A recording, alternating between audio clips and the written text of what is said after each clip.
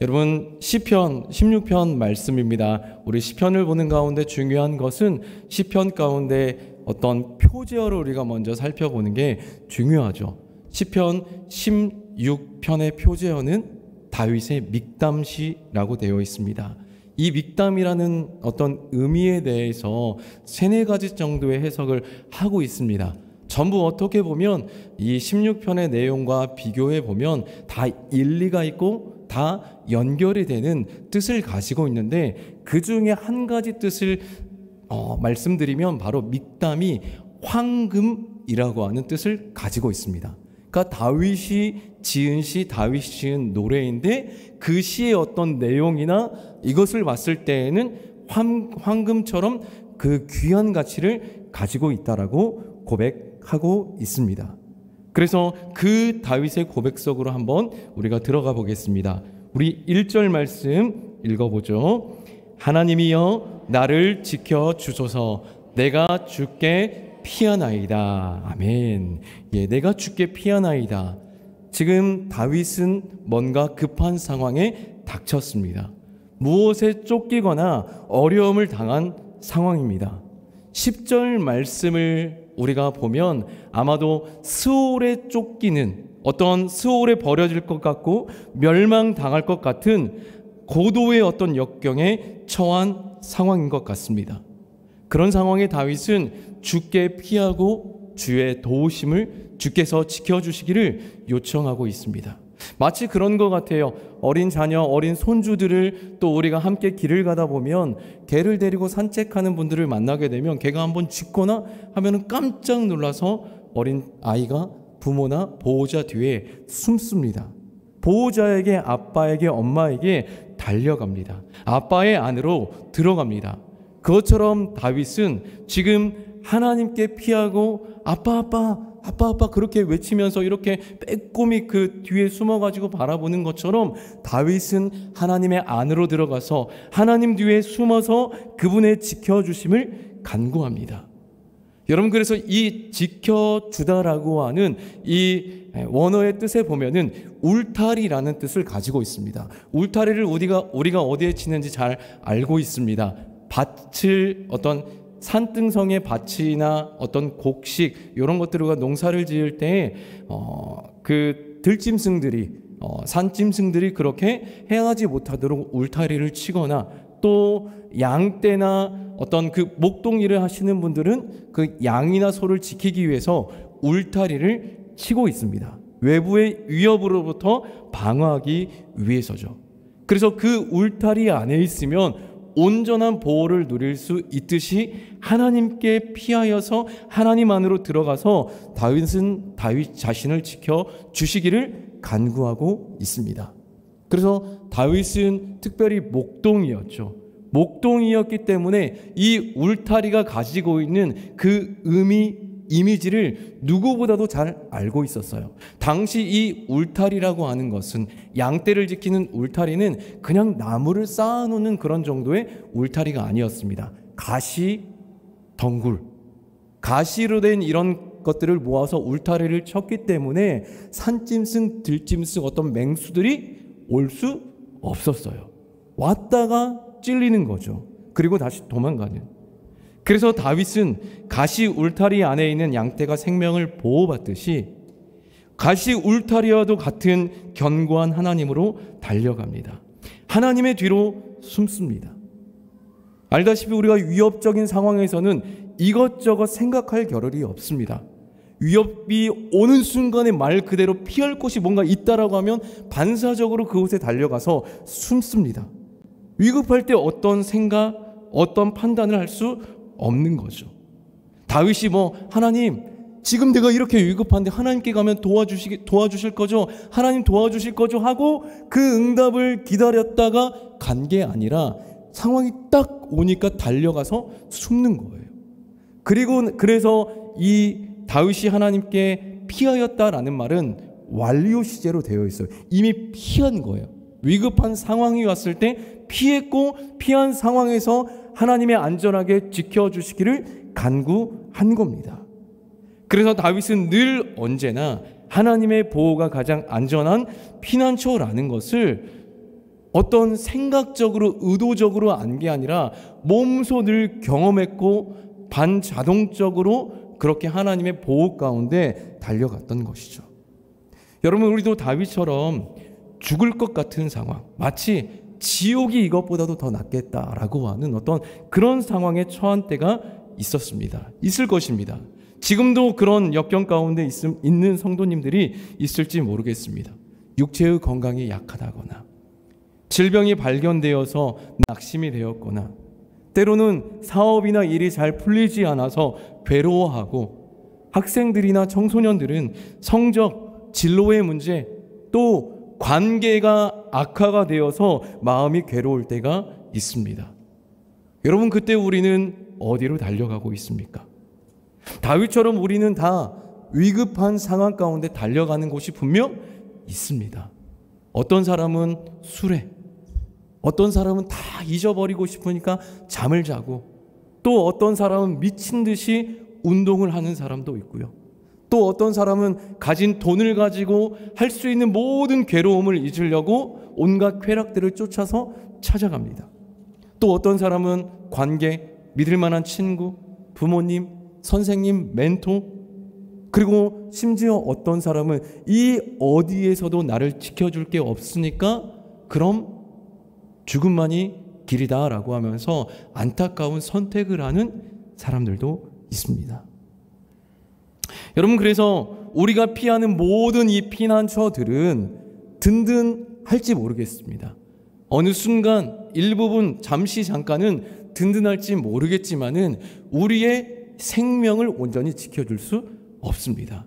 우리가 기대하는 것, 우리가 위태위태하고 어려울 때 피해서 가는 모든 것들이 내게 해줄 수 있는 최선의 최고의 것이 무엇입니까?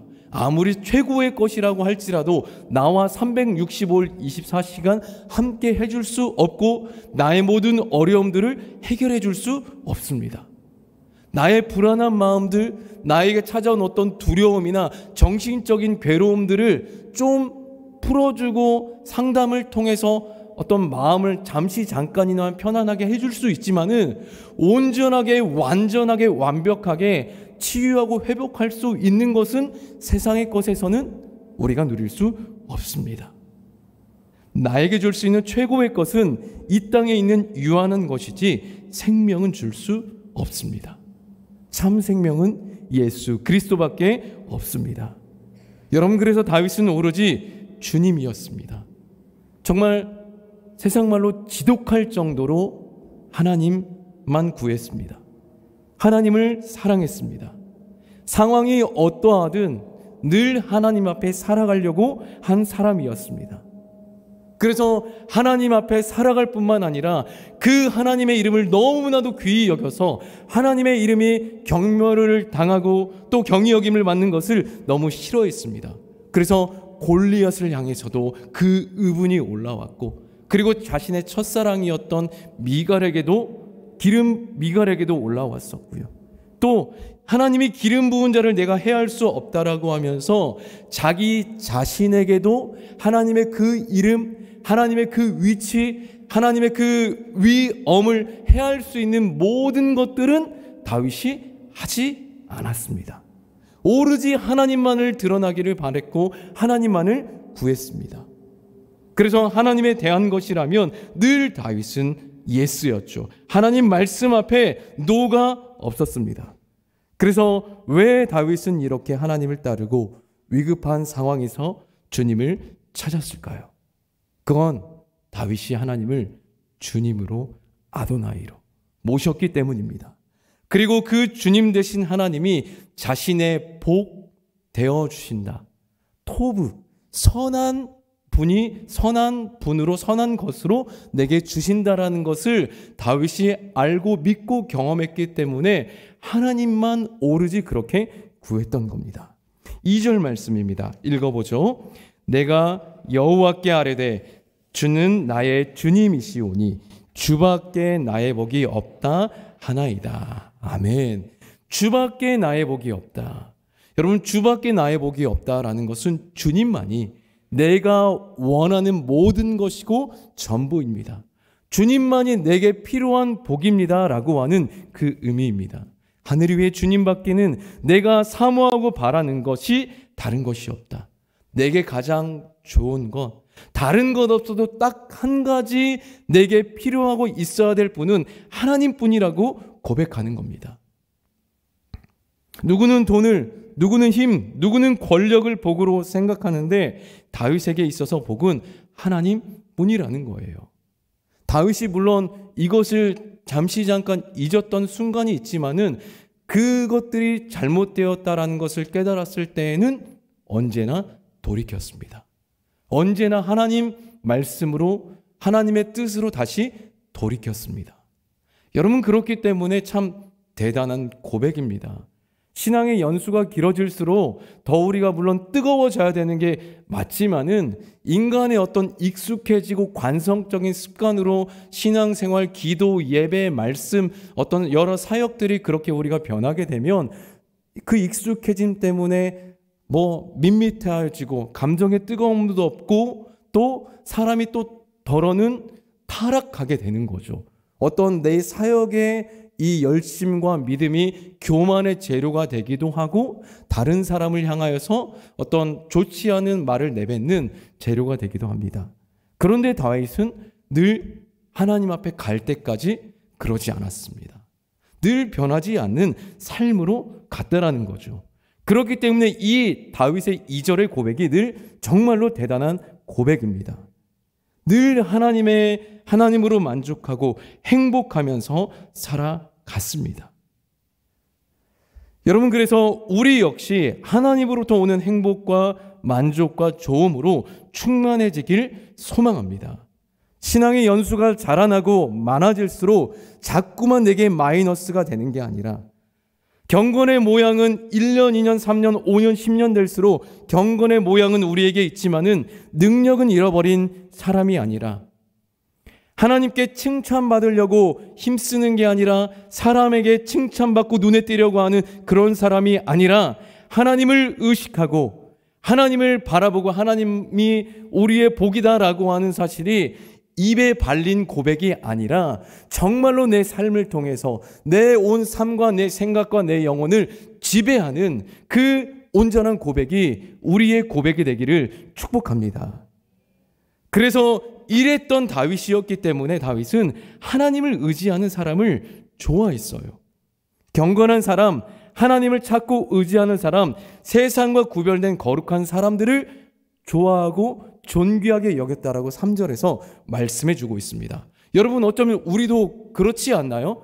우리가 그렇게 살지 않아도 신앙인 안에는 하나님을 만나고 하나님의 은혜가 있는 사람들은 믿음 있는 사람, 또 저분은 어떻게 저렇게 기도하고 사역하고 저런 삶을 사실까라고 하는 그런 삶을 보면서, 그런 분들을 보면서 우리가 참 감동을 받아요. 나도 저렇게 살고 싶다. 이런 분들 우리 교회 안에도 있을 것이고 또 삶의 영역에서 믿음으로 살아내는 사람을 보면서 우리가 기분이 좋아지고 참 뿌듯하고 뭔가 그 감동이 되는 그런 사람들이 있을 겁니다. 여러분들에게는 누가 떠오르시나요? 저는 특별히 이런 어떤 감정을 느끼시는 분들이 신앙생활을 하면서 쭉 해서 노년에 이르신 분들을 봤을 때, 신대원에 다닐 때 은퇴를 앞둔 목사님이 오셨는데 한번 말씀을 전해주신 적이 있었는데 69, 70이 되는 날까지 오롯이 40년, 50년을 목회를 해서 종지부를 찢는다? 은퇴하신다? 와, 그 자체 하나만으로도 너무 은혜가 되고 감동이, 나는 저렇게 할 수 있을까라고 하면서 또 도전의 마음도 들기도 하고 그러더라고요. 전에 있었던 사역지에서도 원로 목사님이 계셨는데 원로 목사님 사모님 70 저 계셨을 때 70대 중후반이었는데 늘 그 교회가 오르막길, 산등성이는 아니지만은 약간 오르막길을 한 5분 정도 걸어가야 되는데 또 같이 젊었을 때부터 신앙생활을 하셨던 그 은퇴 권사님들 두 분과 함께 이렇게 나란히 손을 잡고 그 새벽에 기도를 마치고 그 내리막길을 같이 손잡고 내려가는 모습. 그런 모습을 볼 때 되게 감동이 되고 나도 저렇게 살고 싶다. 믿음으로 그렇게 살아가고 싶다라는 그 마음이 올라오더라고요. 여러분들에게도 그렇게 그런 어떤 감동과 은혜를 주는 분들이 많이 있을 겁니다. 이 안에도 어쩌면 한 사람 한 사람 수요 예배를 드리는 게 참 습관이 됐다면 또 쉬운 별 어려운 일이 아닐지 모르겠지만은 처음에 수요 예배 또 금요 기도회를 나오기 시작할 때는 많은 또 다툼이 있습니다. 좀 더 다른 직장의 일들, 공부, 여러 또 내가 해야 될 일들이 있는 가운데서 좀 쉬고도 싶고 한데 나온다라는 이 결단이 쉽지가 않거든요. 여러분들 또한 여러분들을 보면서도 참 감사하다. 수요 예배 때 이렇게 성도들이 은혜를 사모하고 하나님을 사모하면서 이렇게 모이는 교회가 또 얼마나 있을까요? 여러분, 그래서 여러분들을 보면서도 그런 은혜가 있고 또 말씀 안에 이 공동체, 초청의 공동체가 잘 서가는 것을 볼 때, 그 일들을 서가기 위해서 애쓰고 헌신하는 분들을 볼 때 우리가 참 감동을 느끼고 은혜가 되고 나도 그렇게 하고 싶다라고 하는 마음이 올라옵니다. 여러분, 그래서 우리가 그런 어떤 떠오르는 사람, 그런 사람을 보고 우리가 좋아하고 감동받을 뿐만 아니라 우리 역시 내가 하나님을 의지하고 하나님 안에 믿음으로 살아가면서 누군가에게 소망이 되고 생명이 줄 수 있는 그런 사람이 되어야 됩니다. 이미 어쩌면 우리는 누군가의 그런 존재로 되어 왔어요. 이렇게 신앙이 성숙하고 하나님 안에 살아가고 과거에 이렇지 않았던 우리의 모습이 주님을 만나고 이렇게 변화되고 누군가 어떤 선생님이든 목회자를 만나면서 변화하는 모습을 보면서 누군가의 감동이 되고 누군가의 기쁨이 되고 소망이 되고 진짜 하나님 살아계시는구나라고 또 확신과 기쁨의 마음이 되면서 우리는 누군가에게 그렇게 살아왔습니다. 이 모습이 계속해서 우리가 하나님 나라에 갈 때까지 믿음으로 서 있는 모습으로 살아가서 누군가에게 소망이 되고 생명이 되는 그런 분들이 우리 모두가 될 수 있기를 축복합니다. 절대 그 반대가 되어서는 안 됩니다. 본받고 싶지 않은 사람, 신앙, 그런 어떤 본받고 싶지 않은 신앙을 가진 사람이 된다면 얼마나 안타까울까요? 다윗에게도 그런 존재들이 있었습니다. 다른 신에게 제물을 드리는 자들이었습니다. 땅의 성도들을 향하여서는 즐거움과 또 감동과 은혜를 느꼈는데 하나님이 아닌 다른 신을 섬기는 그런 자들과는 조금도 동조하지 않는다라고 선언하고 있습니다. 4절의 말씀입니다. 함께 읽어보죠. 다른 신에게 예물을 드리는 자는 괴로움이 더할 것이라. 나는 그들이 드리는 피의 전제를 드리지 아니하며 내 입술로 그의 이름도 부르지 아니하리로다. 아멘. 내 입술로 그 이름도 부르지 아니하리라. 여러분, 그야말로 진짜 금과 같은 고백이 아닌가요? 하나님이 나의 복, 하나님을 나의 주인, 나는 그분의 종, 그분의 말씀이면 다 예스하며 따라가겠다라고 하는 그 고백 플러스 다른 신, 다른 우상들이 한때는 사람을 강하게 만들고 그 나라를 전쟁 가운데서 이기게 만드는 것 같지만은 나는 그 신의 이름을 내 입술에 조금도 부르지 않겠다라고 고백하는데, 여러분, 이 고백보다도 높은 가치가 어디 있습니까? 자녀들에게, 손주들에게 우리가 가장 감격과 기쁨을 느끼는 때가 언제입니까? 나를 필요로 할 때, 나에게 와서 뭔가 도움을 요청할 때 우리는 그렇게 기쁨을 느끼고 사랑스러워요. 하나님도 마찬가지입니다. 오롯이 하나님만을 의지하는 사람, 하나님께만 피하는 사람, 하나님만을 간구하는 사람을 하나님은 그토록 사랑하게 여기시고 귀히 여기십니다. 하나님만이 행복이고 하나님만을 구하는 노래가 정말 최고의 노래죠.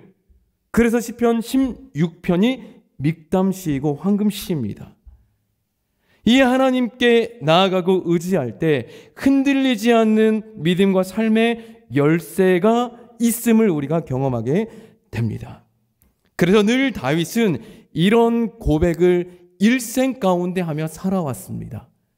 그런데 이 고백이 시편 16편에 잘 드러나고 있습니다. 그래서 다윗은 이 시편 16편을 통해서 이런 신앙 고백을 하는 자가 누리는 은혜가 있음을 말씀해 주고 있습니다.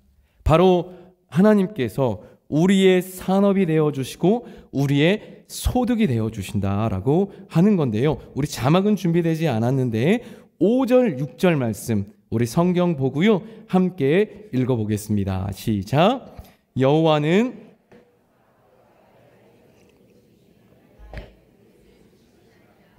내게 줄로 재어준 구역은 아름다운 곳에 있음이여 나의 기업이 실로 아름답도다. 아멘, 아멘. 여러분, 하나님께서 직접 우리의 산업, 우리의 분깃, 우리의 소득이 되어 주신다라고 말씀합니다. 우리의 모든 것을 다 책임져 주신다라는 거죠. 그리고 우리에게 줄로 재어준 구역, 어떤 것도 침범할 수 없는 내게 주신 어떤 복, 은혜가 있다라는 거죠. 세상에서도 뭐 하다못해 산을 가도 말뚝 같은 것들이 박혀져 있습니다. 이게 다 경계죠, 경계. 여기는 누구의 땅이다 라고 그 경계죠. 그 경계는 어떤 것으로 침범할 수가 없어요. 진짜 그 권리를 합법적으로 넘기고 받고 하지 않는 이상은 그 어떤 경계는 침범할 수 없기 때문에 자기 땅을 주장하려고 뭐 진짜 사람들이 20년, 30년 다녔던 길을 한순간에 막아버리는, 근데 법적으로 어떻게 할 수 없으니까 이도 저도 못하는 어떤 그런 일들이 있는 것처럼 하나님께서 우리에게 줄로 재어주신 구역이 있는데 이 구역, 우리에게 주신 소득, 분기, 우리에게 주신 어떤 하나님이 주신 어떤 영적인 또 우리에게 주신 복은 누구도 침범할 수 없는 그 구역이 있다라는 거죠. 그래서 우리에게 주셨는데 이 아름다운 구역이라고 할 때 이 아름다움은 유쾌하다, 즐겁다라고 하는 뜻을 가지고 있어요. 그래서 주님이 주신 은혜, 주님이 내게 주신 복, 이런 것은 다윗으로 하여금 즐거움, 유쾌함, 행복, 만족의 이런 감정을 불러일으킨다라고 하는 의미를 성경이 담고 있습니다. 여러분, 그래서 우리가 여기에서 한 가지를 생각해 봅시다. 하나님은 우리에게 기업과 분깃을 주시는 분입니다. 직접 하나님 당신께서 분깃이 되어 우리에게 마르지 않는 은혜를 주시는 분입니다. 우리가 어떤 노력을 해서 주시는 게 아니고 하나님의 일방적인 은혜입니다. 하나님은 늘 이스라엘 백성들에게 일방적이셨어요. 다윗에게도 일방적이셨습니다. 하나님 마음에 합하게 행한 것도 있었지만은 다윗의 실수, 다윗의 그 죄의 내용을 보면 진짜 용서받지 못할 죄도 있었죠. 살인, 간음, 뭐 이런 죄악들도 있었습니다. 하지만 그런 다윗을 향하여서 늘 아니 하나님 나도 똑같이 다윗처럼 저런 죄를 저질렀는데 다윗은 왜 용서해주고 저는 용서해주지 않아요? 라고 할 정도의 어떤 그런 내용들도 성경에 있습니다. 그렇게 말할 수 있을 정도의. 그렇기 때문에 그랬는데 다윗에게는 늘 하나님의 은혜가 일방적이셨어요. 가닥없이 은혜를 베푸셨습니다. 그런데 이방신은 그렇지 않아요. 늘 무언가를 요구하고 바쳐야 합니다. 드려야 합니다. 드려야 복도 주고 건강도 주고 은혜도 받습니다. 기브 앤 테이크죠. 말씀의 시간이니까 제가 그냥 뭐 이렇게 말씀을 드리면 우리가 헌금 역시 하나님께 헌금을 드릴 때에도 하나님 드렸으니까 받으셨으니까 내게도 복 주세요. 내 기도 응답해 주세요 라고 하는 이 마음, 이러한 생각은 잘못된 거죠. 맞죠? 네, 맞습니다. 그게 아니라 하나님 주신 은혜를 따라 우리는 감사로 재물을 또 예물을 드리는 거고 또 하나님이 인도해 주실 것을 믿고 또 혹 인도해 주시지 않아도 하나님 분명히 나의 주인, 나의 창조주, 구원자, 나를 하나님 나라 갈 때까지 영원히 지키시고 인도하실 분이라는 것을 내가 믿습니다라고 고백하면서 그 고백으로 예물을 드리는 겁니다. 그렇지 않다면 하나님께 내가 이렇게 드렸는데 하나님을 위해서 내 젊음을 이렇게 헌신했는데 하나님 지금 내 상황이 이게 뭐예요? 라고 우리가 그렇게 생각하고 마음을 먹는다면 우리는 이방 신을, 우상을 섬기는 것과 다를 것 없는 그런 자세요, 신앙과 믿음을 가지고 있습니다. 이방 신을 향하여서 제사를 드리는 사람들은 응답이 안 되면 정성이 부족한가 싶어서 더 바칩니다. 심지어 생명까지도, 자식의 생명까지도 불에 던져서 바치는 그런 어처구니 없는 그런 제사를 드리기도 합니다. 여러분, 그리고 가짜 신들이 얼마나 세상에 많습니까? 하나님은 한 분인데 가짜 신, 가짜 우상들은 수없이 많습니다. 여러 가짜들이 모여서 진짜라고 사람들을 속입니다. 하지만 여러분, 우리는 하나님밖에 없습니다. 그 하나님 한 분을 통해서 모든 은혜와 은사와 복이 오는 줄 믿습니다. 그렇기 때문에 다른 여러 신들을 섬길 노력이 필요 없습니다. 하나님 한 분만을 섬기고 그분 한 분만을 예배하고 그분 한 분만을 따라가면 됩니다. 그래서 십계명도 그렇게 말씀하고 있죠. 너는 너 외에는 다른 신들을 내게 두지 말라 라고. 다른 신이 필요 없다라는 거예요. 다른 우상을 힘들게 만들 필요가 없다. 오로지 하나님만 바라보고 그분만 경배하고 그분만을 따라가면 된다라고 말씀해 주고 있습니다.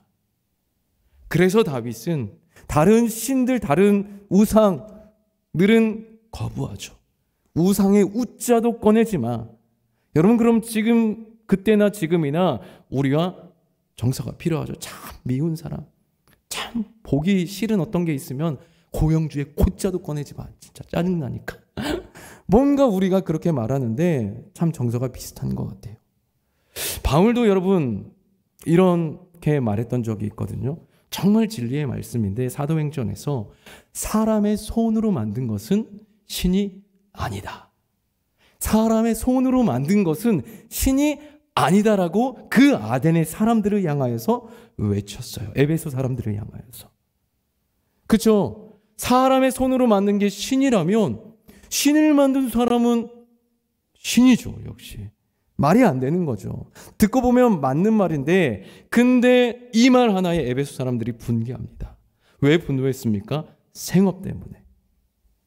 우상으로 생업을 이어가고 또 생계를 유지하던 사람들이 분개하는 거예요. 듣고 보면 맞는 말인데 그것 때문에, 그 말 때문에 밥을, 생계를 유지하던 사람들이 그 밥벌이가 없어지게 생겼으니까 소동이 일어납니다. 근데 말씀대로 하면, 창조의 원리, 성경의 원리대로 하면 이게 복이죠. 모든 세상의 것도 사라져도 하나님이 직접 분깃이 되어주시고 산업이 되어주신다라고 말씀하셨는데 그것이 참으로 우리를 유쾌하고 만족을 준다라고 말씀했는데 이들에게 이런 소동이 일어난 건 참 안타까운 일이었습니다.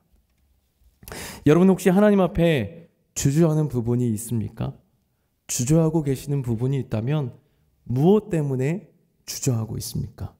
무엇을 포기할 수 없어서 오늘도 우리를 부르시는 하나님의 사랑의 음성 앞에 왜 무엇 때문에 주저하고 있습니까? 우리 적어도 수요예배 나오신 분들은 그렇지 않겠지만 여러분, 신앙 가운데 교회 안에 있지만은 무엇이 염려되고 걱정이 되어서 하나님의 은혜로 하나님께 가까이 나오지 못하는 사람들이, 그런 성도들이 많이 있습니다. 하나님이 아닌 다른 것에 기웃기웃하는 성도들이 많이 있습니다. 결국 이러한 사람들은 세상의 헛된 신에 붙잡혀 있는 것이 아닐까요? 인생에는 흔들리지 않는 인생의 열쇠가 거기에는 없는데 자꾸 헤매는 그 모습을 보면서 얼마나 하나님께서 안타까워 하실까요?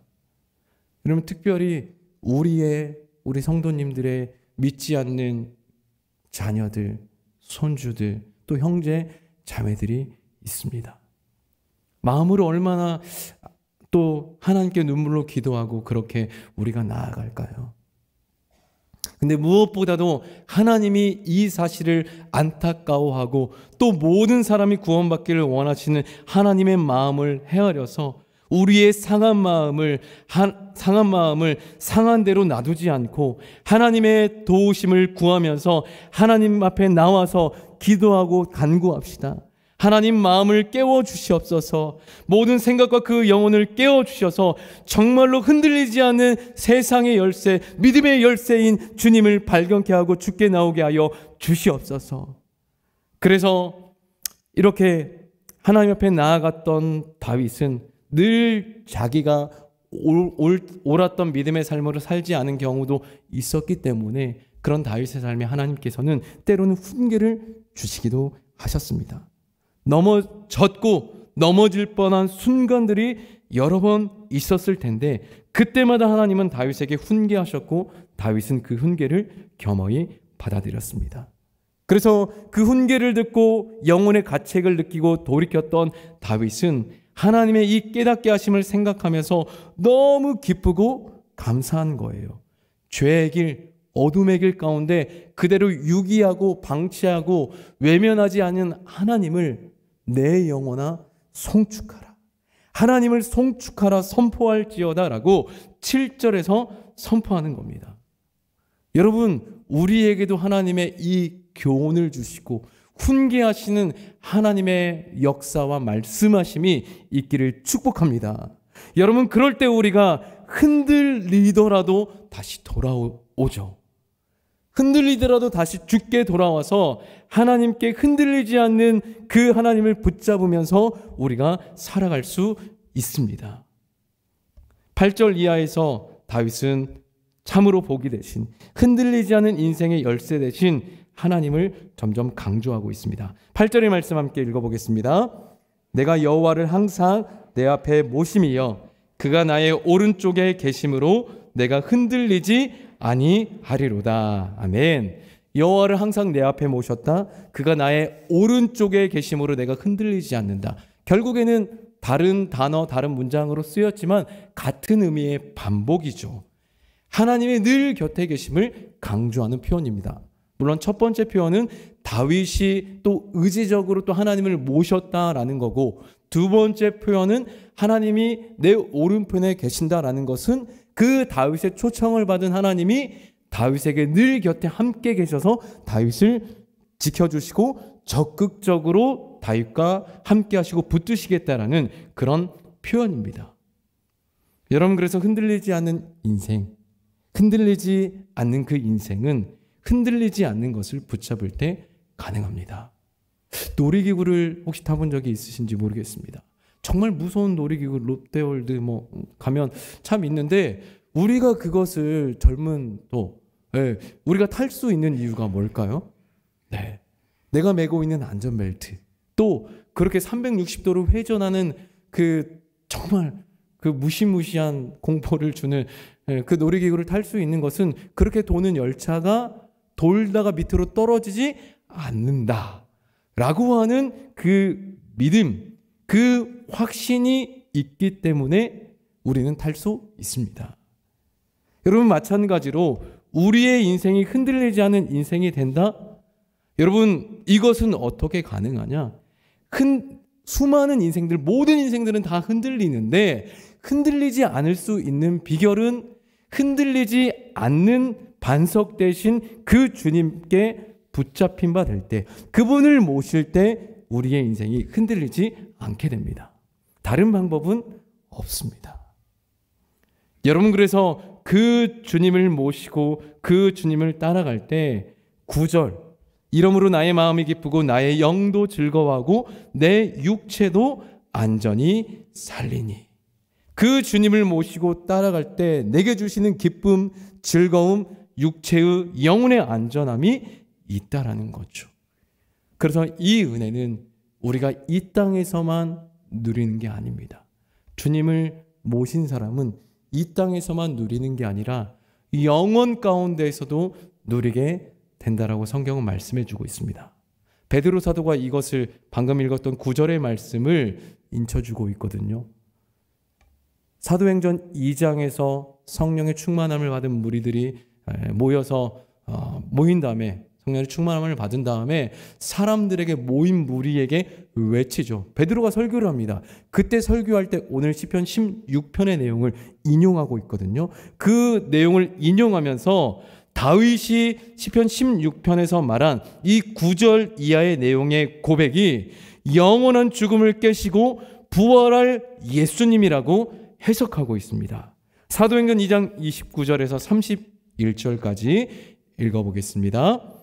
형제들아, 내가 조상 다윗에 대하여 담대히 말할 수 있노니 다윗이 죽어 장사되어 그 묘가 오늘까지 우리 중에 있도다. 그는 선지자라. 하나님이 이미 맹세하사 그 자손 중에서 한 사람을 그 위에 앉게 하리라 하심을 알고 미리 본고로 그리스도의 부활을 말하되 그가 음부의 버림이 되지 않고 구의 육신이 썩음을 당하지 아니하시라 하더니. 아멘. 그렇죠, 여러분. 다윗이 선지자였대요. 미리 보았대요. 예수님의 그 부활을. 예수님이 죽더라도 그 육체가 영원히 썩지 아니하고 음부에 버림받지 않것을 다윗이 보고 노래했습니다. 그렇게 예수님의 부활을 말했기 때문에 하나님의 뜻을 전한 선지자였다라는 거죠. 그래서 하나님을 인정하는 노래였기 때문에 황금시고 또 그 구약에 하나님이 보여주시는 그 계시가 예수님에 대한 그 계시가 희미했던 그 상황이었는데 예수님의 그 부활을 또 선언했고 예언하고 하나님의 뜻을 전했기 때문에 황금시라는 거죠.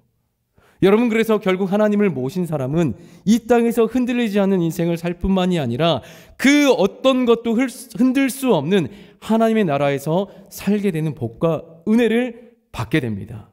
이것이 진짜 생명의 길이요 충만한 기쁨이 있고 영원한 즐거움이 있는 거죠. 여러분, 그래서 우리는 다 죽음을 향해서 걸어가지만 우리의 죽음은, 성도의 죽음은 영원한 죽음을 향해서 가는 게 아니죠. 생명을 향해서 갑니다. 점점 몸이 연약해지고 마음이 쇠퇴해지고 몸이 나빠지고 하는 게 아니라 영원한 생명을 향해서 우리는 점점 우리의 생명이 확장되어지고 충만해져 가고 있는 삶입니다.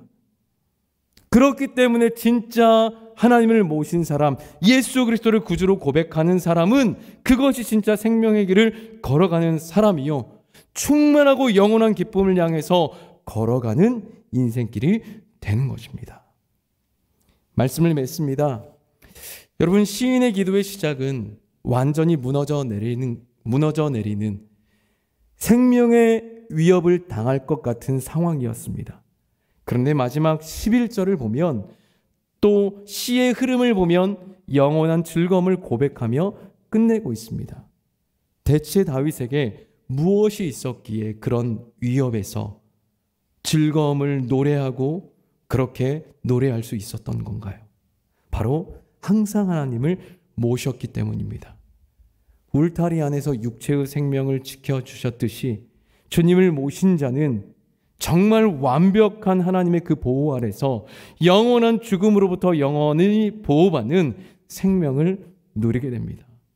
여러분, 그래서 우리가 하나님께 나아가는 올 한 해가 될 수 있기를 소망합니다. 여러분, 그저 달력이 넘어갔다라고 해서 12월 31일이 2024년 1월 1일이 되었다라고 해서 새해가 아니죠. 똑같은 새해입니다. 진짜 새해, 우리가 새로운 피조물이 되는 그 경험과 은혜는 어디에서부터 시작이 됩니까? 주님을 모실 때, 예수 그리스도를 만날 때.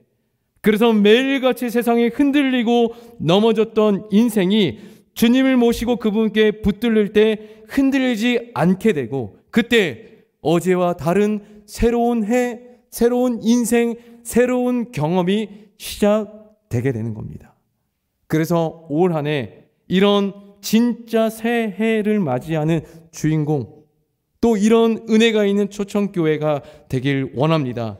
그런 은혜의 당사자가 되어서 우리의 삶을 통하여서 세상을 향하여서 이 복된 소식을 전하는 우리 교회, 우리 한 사람 한 사람 될 수 있기를 예수님의 이름으로 축복합니다.